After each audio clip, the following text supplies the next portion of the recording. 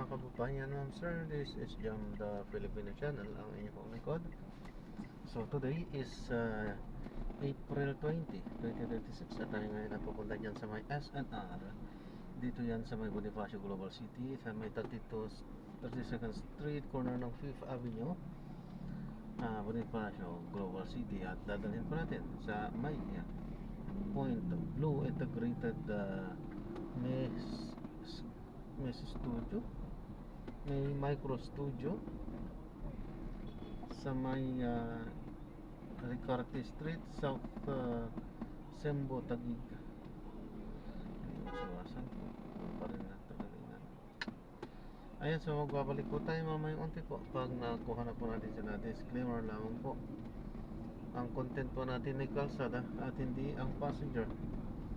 Kaya nga naman, sakali man po namin marinig kayo mga pangalan ng lugar, pangalan ng tao, pangalan ng organizations, government o private man yan, ay wala pong kinalaman ng channel na ito at wala pong pinapatungkulan. Lahat po ng pinag-uusapan dito ay pamong dito lamang po yan sa loob at wala pong pinapatungkulan sa labas.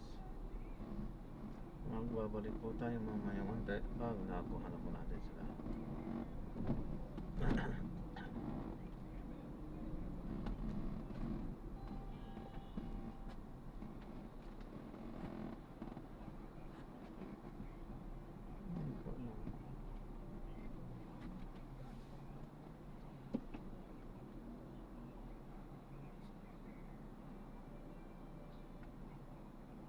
Nako, mahanda.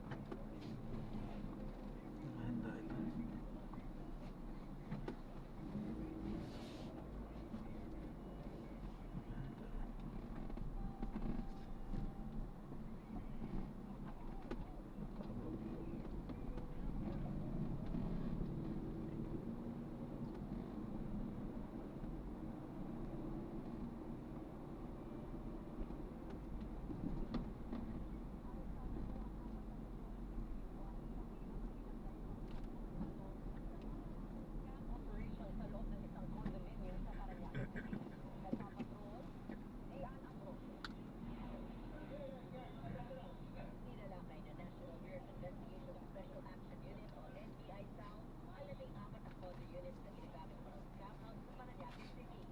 Agad na rin ang 48 katao na kinabibilangan ng mga Pilipino, Indonesian at isang Malaysian. Naabutan pa ng mga otoridad ng mga trabahador na nakikipag-usap sa kanilang mga biktima online. Ayon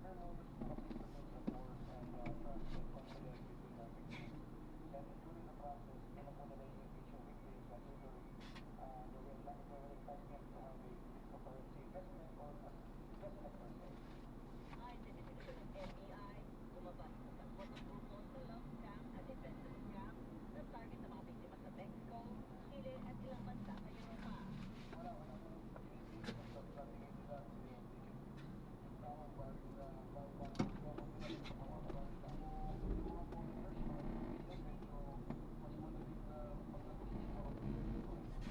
Gumagamit ang mga grupo ng peking pagkakakilanlan at mga laraw na ibang tao sa mga dating app upang makapanloko.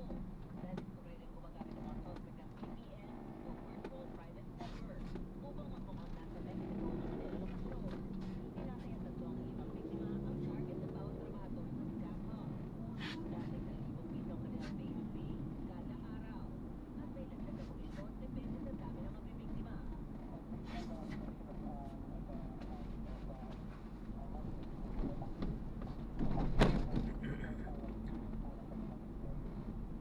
otoridad.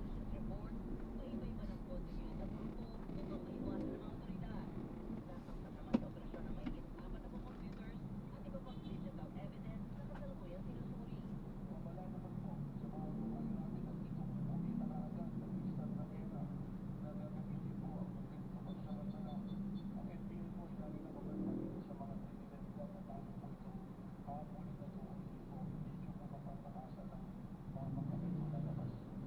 Makikipag-ugnayan ng NBI South of Europe Immigration kaugnay sa visa ng mga dayuhan para malaman kung may working visa o mga turista lamang sila. Tinapahanan ng NBI Special Action Unit ng kaso computer-related fraud, Ay nako, patay tayo dyan. walang suspect, pero dinala na rin sa NBI lulusot sa kanan. Na natin sila. Maraming salamat po sa panonood. Hanggang sa muli, ingat, God bless. Paalam po.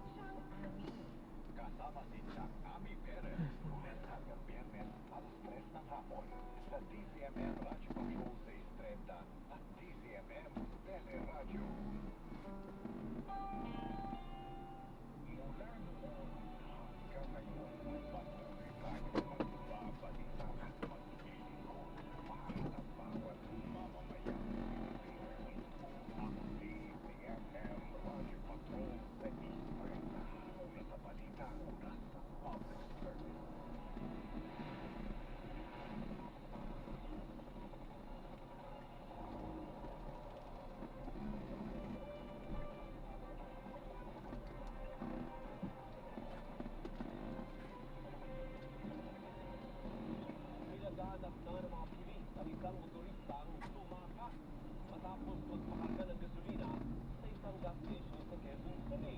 Yan ang CCTV Patrol, Jeff Amaran. Meron na naman. Madaling araw ngayong Lunes nang magpakarga ang puting kotse na ito sa isang gasolinahan sa Barangay Payatas, Quezon City. Nag-iimbang nag-uusap ang attendant at driver ng kotse bago inalis ang gas pump. Pero nang isasara na sana ang gas tank, biglang umarangkada ang kotse at tinakasan ng babayarang 1,500 pesos na halaga ng kinargang gasolina. Ang gas attendant, tila natulala na lang sa nangyari. Pagkat po yung may-ari ng white Vios ng 1,500, umalis, papunta pong Payatas yung sasakyan. Tukoy na umano ng QCPD ang plaka ng sasakyan at nakipag-ugnay na sila sa Land Transportation Office. Kaya payo ng otoridad, Tumuko na siya, huwag na niyang antayin na lumabas pa yung kanyang warrant of arrest. Dahil tukoy na natin siya dahil registered po yung kanyang sasakyan. ito na ang dalawang insidente ng gas and run na hinawakan ng QCPD. Noong Marso, pinagkuhan ng isang suspect ang bayarin sa kinargang 20,000 piso sa isang gasolinahan sa Balintawak. Makalipas ang isang linggo, sumuko ang driver ng SUV matapos ang matuntunan na regalo ng QCPD. Nabuo na ang special investigation team ng QCPD habang patuloy ang pinag-uusap nila sa rehistradong may-ari ng sasakyan para matukoy ang magnitude ng koste na maaaring maharap sa kaso ng estafa. Nananawagan naman ang mga otoridad na sumamang may impormasyon sa insidente o sa kasagangilan ng suspect na magsag-ugnayan sa pinakamalapit na himpilan ng pulisya. Sa Pamarap, ABS-CBN News. Pinatotohanan ng liaison officer ng Skills Construction ang pag-deliver ng 299 million pesos na nilagay sa grocery boxes sa dating DPWH Engineering Bryce Hernandez. Kinuha ni Monica Luis sa San Fernando sa kanyang testimonya sa pagpapatuloy ng receiving sa Taguig Bayan kaugnay ng malversation case ni dating Senador Ramon Bongbilla Jr. at ilang dating opisyal ng DPWH Bulacan First District Engineering. Ayon kay Ocampo Santos, ginawa niya si Ricky Hernandez sa tanggapan ito noong May 20, 2025. Kasama na niya si James Pinsa na kontrato sa Santos sa pagsikat ng pagkakita ng Pilipinas President.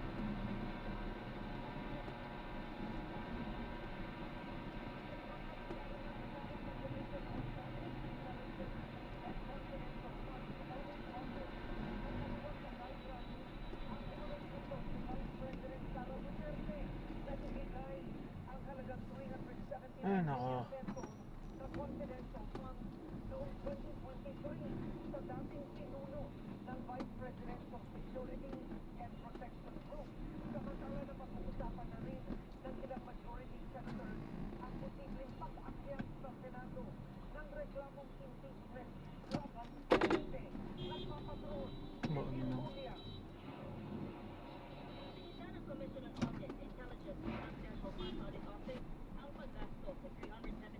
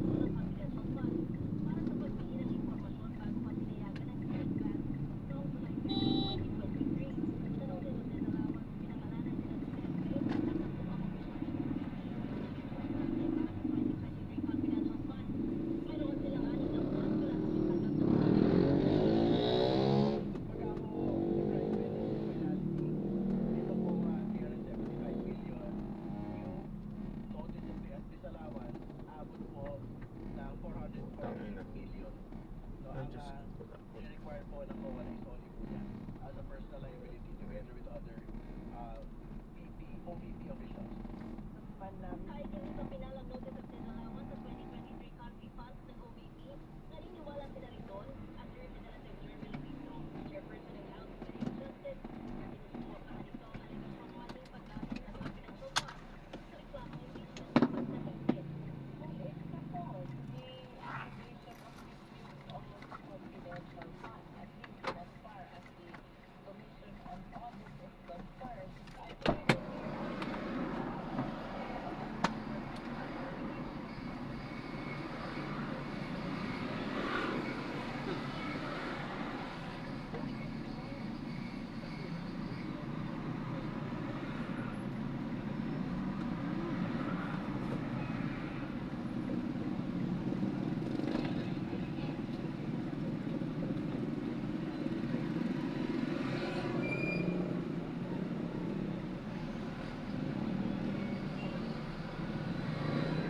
Walang yan.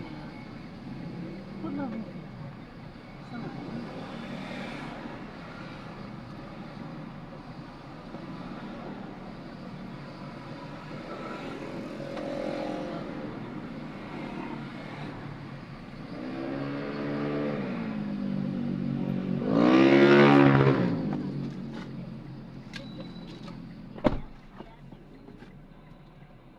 samantalang sinabi ng Office of the Vice President na wala pa itong nakukuha kopya ng desisyon ng Commission on Audit Commission Proper kaugnay ng paggamit ng 2022 confidential funds na nabanggit sa pinakauling pagdinig ng House Justice Committee. Pero kinumpirma ng OVP na nakuha nito ang notice of disallowance ng COA patungkol naman sa 2023 confidential funds. Ayon pa sa tanggapan ng Bise, handa silang iapila ito ng naaayon sa mga patakaran ng COA. Siniliw po ng pamilya Villar na ibasura ang reklamong inihain ng Securities and Exchange Commission kaugnay sa umano'y market manipulation at insider trading ng kanilang kumpanya sa Department of Justice.